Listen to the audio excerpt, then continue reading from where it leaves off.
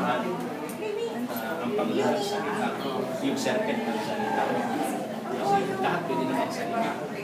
Pero ito yung biblical mythology. Ang tawag namin ito is paradoxical story.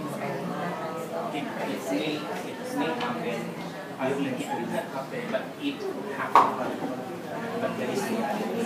Yan ang paradoxical issue ng mythological. Ay, pasensya na po. Medyo malalim yung tanong ng mga but I appreciate, mga kapatid, you're being inquisitive about things about the Word of God and theological things about the Word of God. That's a sign of growing. That means the Holy Spirit is working so powerfully amongst you.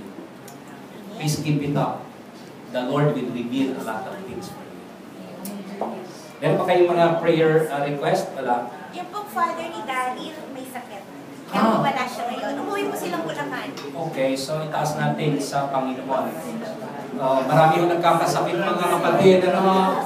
Daryl Valdero Ueda. Sa San Rafael yun eh. Sino po?